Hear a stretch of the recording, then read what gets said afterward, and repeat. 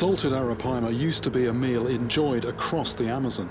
But since a ban on commercial fishing, a few enterprising ribeirinhos, or river people, have started to farm them in pens like this to satisfy the demand for Arapaima meat.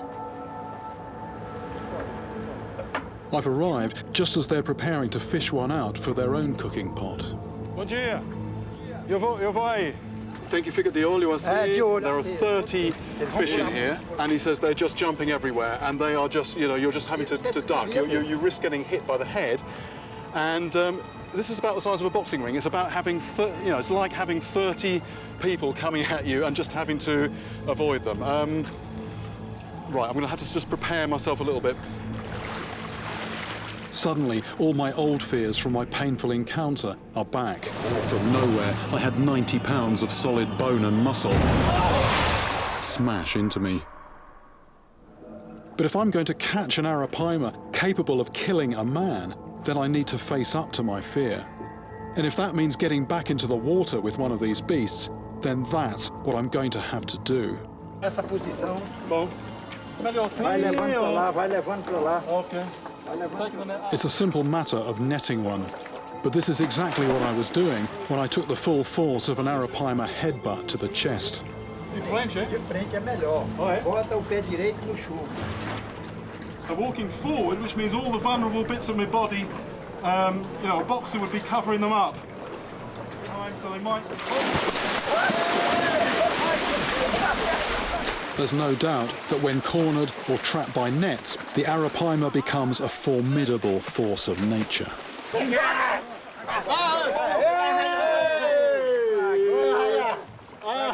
With the help of these Arapaima farmers, I'm finally holding one of these incredible fish in my arms. Look at that.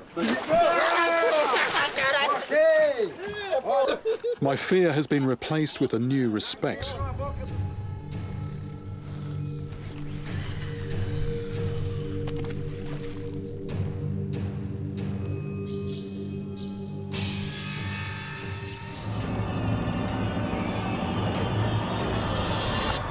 Yes. Yeah. That's a fish. That's a good fish. Close up.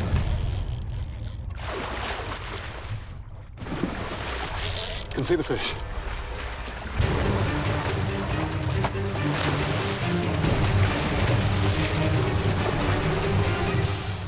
Preciso alguém para pegar.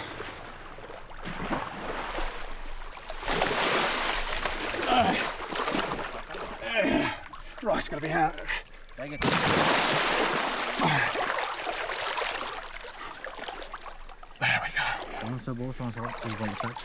Ali, catch my boss aqui. Oh, look at that, it came out so easily. Pegando. Yes. Okay, we're ready. There it is. Look at that for a fish. Look at that. Massive female Arapaima, about 150 pounds. I finally have the proof in my arms that huge Arapaima are still out here. This is a true dinosaur of the deep. But I mean, mainly this fish is just a bony head with a big cylinder of muscle behind it. And if this fish wasn't tired out, I don't think I'd be able to hold it. That's good. With that capture, I finally overcame my fear of a fish that haunted me for over a decade.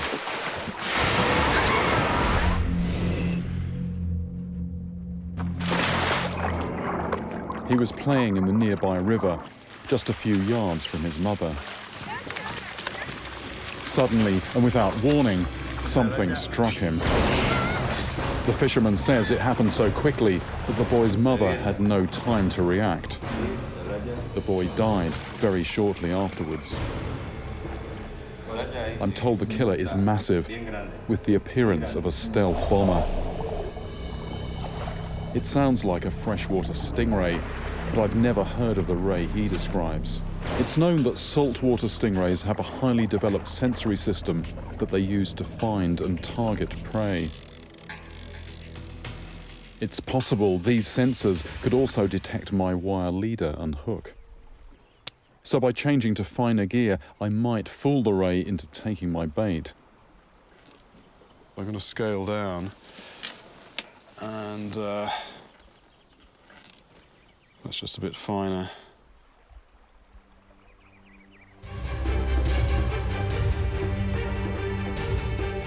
Oh, yes.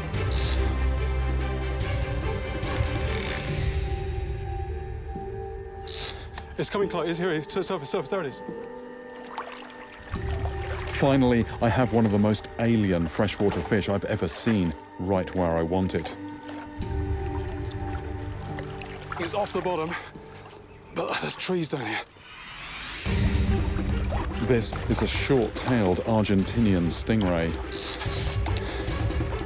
I don't want to bring this potentially deadly fish into the boat, so I asked the skipper to head for the nearest beach.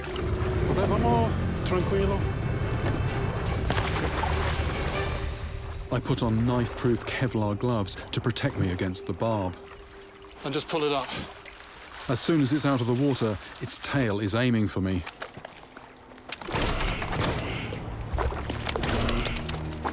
This flailing tail is not only armed with spikes, it's got another deadly weapon too. I want to see if I can get a look at that. A local doctor told me that the entire skin of this alien creature produces necrotic venom that becomes more concentrated around the tail and along the barb. It's covered in slippery mucus, loaded with flesh-rotting venom. Just going to see if I can get any mucus off here. It's what converts a primitive spike into a hideous chemical weapon. That's actually one heavy beast. A weapon like that with 400, 500, maybe 600 pounds behind it. You know, it's like somebody coming at you with a medieval mace in a way. It's like a club with a nail in it. Anyway, let's get it back. A camouflaged predator with a double-barreled means of assault.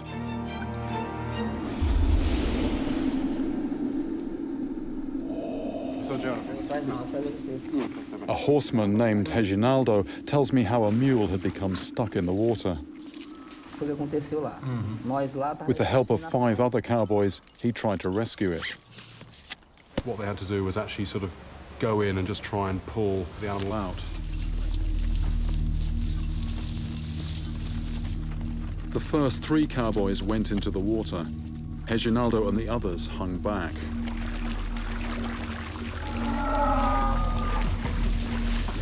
As the first horses got up to their bellies, something startled them.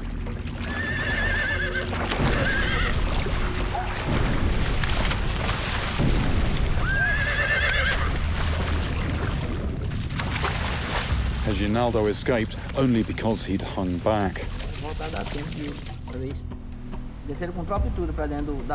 People who fell in the water actually disappeared, and we're talking water that was, it sounds like 3 or 4 feet deep. He gives me the name of his prime suspect. It's a creature I've heard about, but never encountered. With a weapon so potent, it can execute 3 full-grown men. This is said to be the home of an electric eel. A creature with the power to stop a human heart. But the beast is in a place I'd never expect. A mud puddle in the middle of a farmer's field. Does that look like just one of these branches, one of these roots? That is an electric eel. It's a big one. This fish comes armed with a devastating taser-like weapon. It'll keep firing until it knows its victim's heart has stopped pumping. A technique it uses both for self-defense and attack. Having an advanced plan for getting my hands on it is crucial. I've got no desire to be electrocuted. I'm just making a bit of a trench from my point of view. It'll be easier to handle if there's some kind of sort of notch that it's in rather than it's being able to slip and slide all over the place. My normal capture method would be pointless in water this shallow. So out goes the rod and in comes a lasso, fitting for cowboy country. Nearly 3/4 of this fish's body is used to generate electricity. Protective clothing is essential. We've got a plan. The plan is not so much to sort of go after the head with the noose, but to position that and then get it to go through the noose. Just taking a few deep breaths because one slip and, you know, it could be very nasty indeed. Need to be so focused and so careful about this.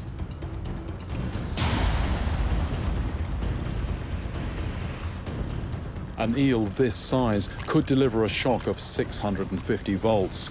That's enough to stop my heart in seconds.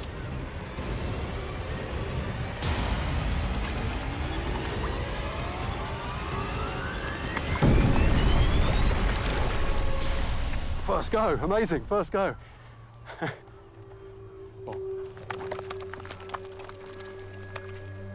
Electric eels can keep on shocking out of water.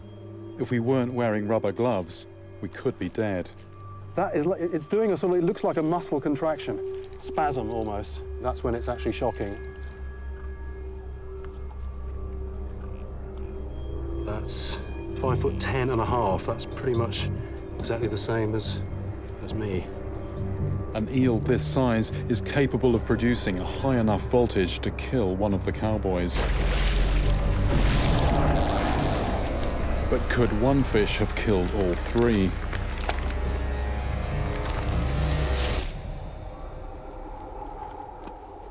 Whoa.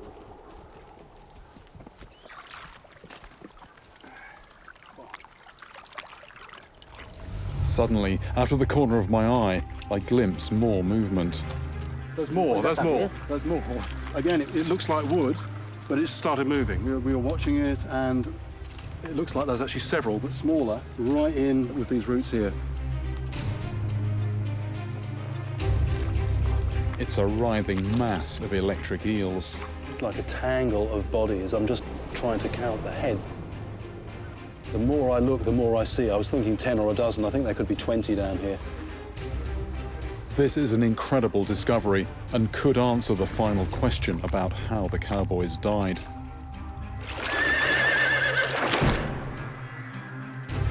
Each one of these fish could deliver a fatal shock. So a group of 20 would easily be capable of killing the cowboys.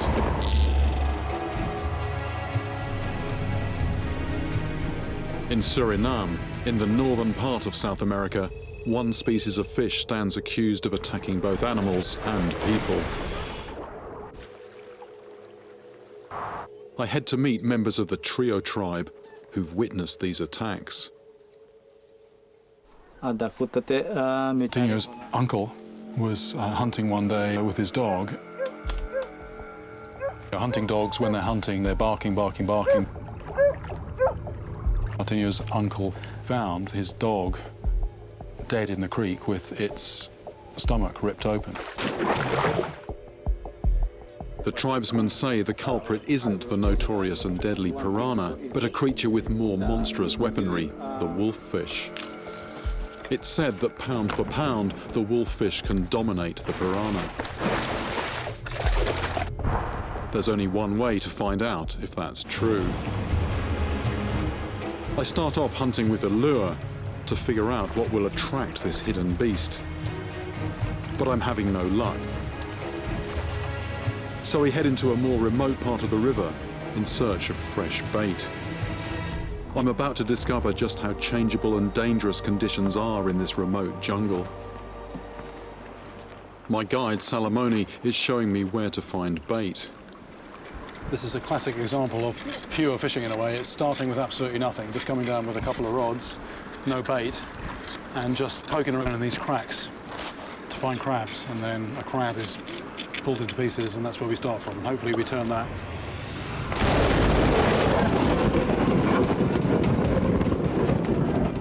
Hey, should I take this off? I would. Yeah? That lightning strike was right on top. The Salamoni was standing in the water. He actually felt the shock. He got a shot through the water. Abandoning. We're getting in the boat and we're going. Let's go. The lightning has struck one of the men in my film crew. 2. Our sound recorder has been hit. Was actually struck on the head by that bolt of lightning. Right, we might need some first aid here. Let's go. Quick. He got the worst of it because the rest of us were crouching down. I've got a bit of a headache. James, who's behind the camera at the moment, has got a headache. I think it might have actually hit all three of us. Chris definitely got the brunt of it. I mean, very, very lucky for him. He was actually wearing thick rubber sole boots, so he's conscious, which is a huge relief. The remoteness of our location is now even more apparent. We consider calling off my mission to catch the wolffish. But thankfully, Chris's condition continues to improve, and within 12 hours he is once more back on his feet and eager to get me fishing again. Standing on the prow of a very unstable boat, I don't know whether to call it a day or hold out for a break in my luck. Oh, wait. Could this be what I've been working for? A monster wolffish. Here we go. Very strong, very strong. Here we go. But I'm not the only one who wants it. Wait, all right, get out of it. Here we go. Out of the caiman's grasping jaws, Over she comes. a monster that's taken me 3 weeks to catch. Fantastic, here we go. That's the result, that's lovely. And the stories I've heard about these, absolutely fearless. Anything comes near them, dogs, people, they'll go for it. So it looks quite gap-toothed, but actually, pull those lips back and you see they're very spiky fangs underneath there. There it is, the wolffish.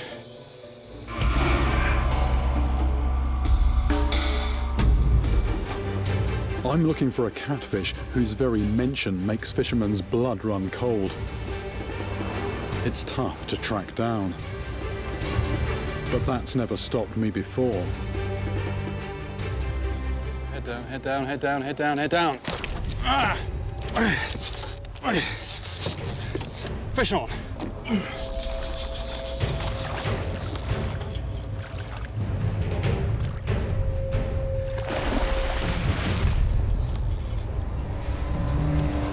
Look at that! There's a huge red-tailed catfish. This big red-tailed catfish may look like it could muscle its way to the top of the food chain, but I soon discover that in the Amazon, size doesn't always matter. That is a big old catfish. And I mean, this thing is just a huge head, huge bony head, tapering off into this leathery body. It's only when I look into its mouth that I realise it's the victim of a tiny parasitic relative, the kangaroo. Another one here. And that is absolutely engorged with blood. Like a vampire, the kangaroo drinks blood. They are almost unique among fish in having this macabre specialty. This is pretty disgusting. So there we go, before and after. This one's fed. This one's still lean and hungry. The blood-filled gills of bigger fish provide the perfect buffet for these aquatic bloodsuckers. They latch on, bore away, and drink their fill. Many believe that the kangaroo finds its victims by following a trail of chemicals released from the gills. And this has led to one of the most disturbing legends of the Amazon, where a man becomes the victim of mistaken identity.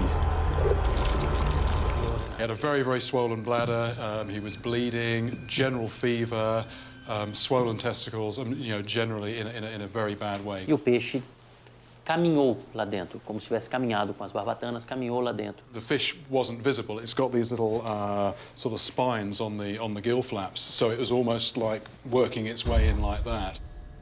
It would have swum as far as the sphincter, at which point the fish was apparently trying to sort of, gnaw its way out, was actually, instead of just swimming up the urethra, was actually starting to gnaw. So this guy obviously was in a lot of pain. Quando nós passamos o endoscópio, esse aparelho entra direto no pênis, passamos o endoscópio, percebemos... What was done first of all was that the endoscope was put in the end of his penis into the urethra. The endoscope was equipped with a camera, and this is the actual footage from that operation. They were expecting to find a little fish. What they found instead was something that went, almost from the entrance of the urethra all the way back to the sphincter. They're talking about something 5 or 6 inches. So You know, not exactly a little fish, quite a substantial animal. The delicate operation took 2 hours. It was made especially tricky by the backward-pointing spikes that kangaroo use to fix themselves to victims. This is the actual catfish, removed from the man's urethra.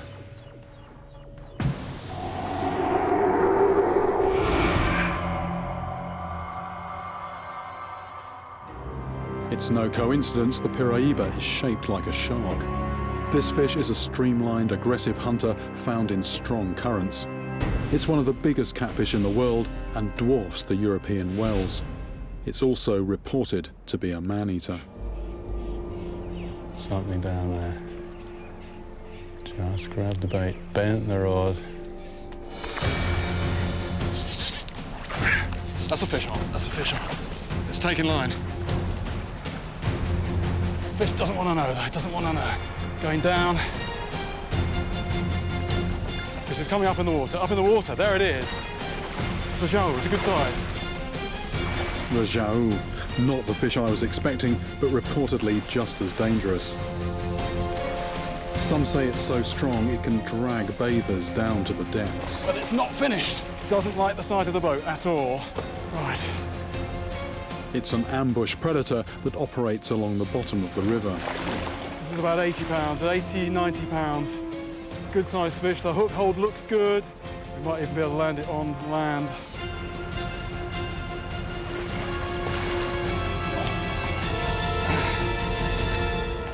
The Jau is perfectly adapted to hunting in dark, rocky depths. It looks a really sinister fish. That dark black colour, and it gets that from living down in the lightless zone, you know, deep in the rocky pools, where it just blends in with the background. And if one of those was to grab you, there's not a great deal you could do about it. I move to the river's central channel. Maybe I'll find the Paraiba here.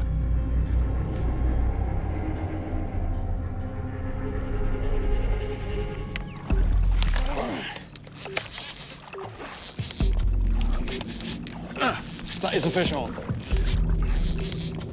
This is a big fish. I can only bully to a certain extent. Strong, strong, strong fish, strong fish, strong fish. Ah!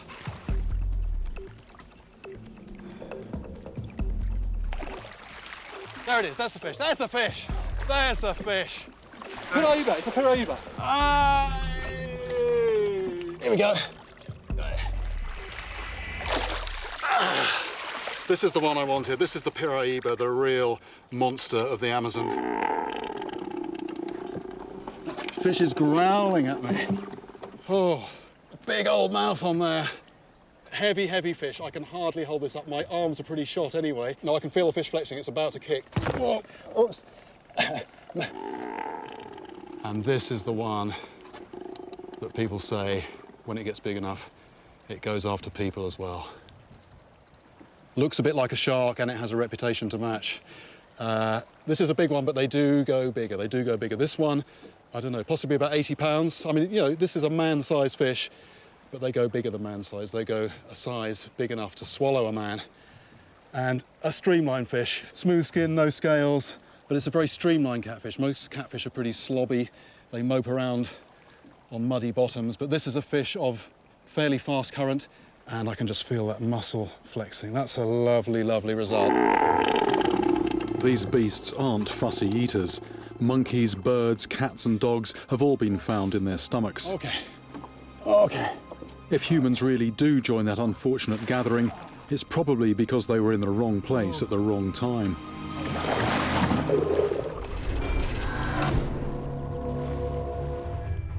A nightmare scenario unfolds. Could a stingray, having harpooned the bride's leg, drag her under to drown? To prove what a stingray is capable of, I needed to demonstrate that its spine could stay attached to the victim. turning its tail into a deadly harpoon capable of dragging them to their death. So I conducted a novel experiment using a high-speed camera to see how a stingray strikes. I've actually brought along a pig's leg. Very, very similar tissue to a human, so let's just see what happens to this. That went right in the whole length of the spine, and then it seemed to almost put its body weight behind it and really push it in. Blink and you'll miss it, but with a high-speed camera, you'll see incredible things.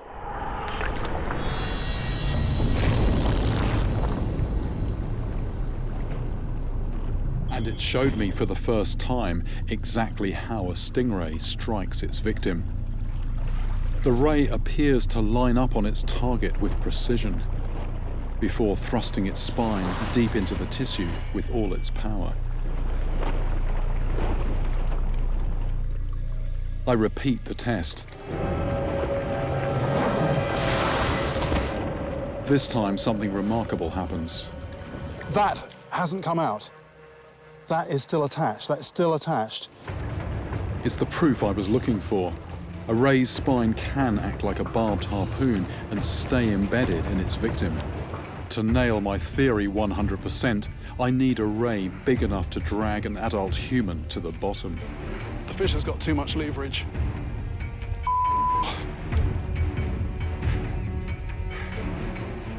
Realization dawns on me that I can't shift the ray from here.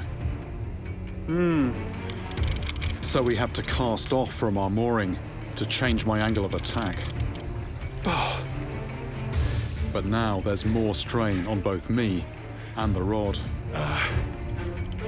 Butt of this rod in my stomach is really starting to hurt.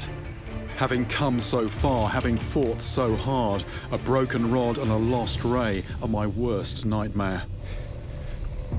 But in this titanic struggle, something has to give. Right, it's coming up, coming up, coming up, coming up.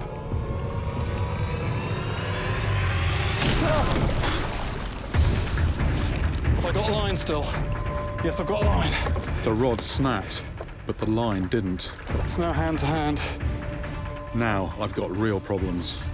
You know, if this had its barb caught on my foot, I would be able to do nothing, nothing at all.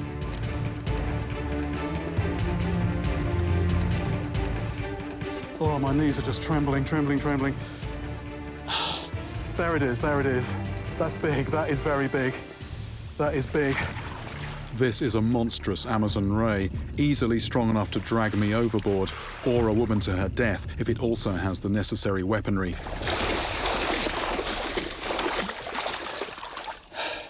Here it is.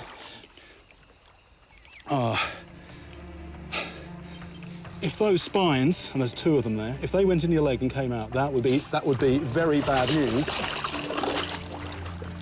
But if they didn't come out and remained attached, that would be even worse. If this thing decided to go and it decided to head off for the deep water and you're attached, there's nothing, absolutely nothing you could do about it.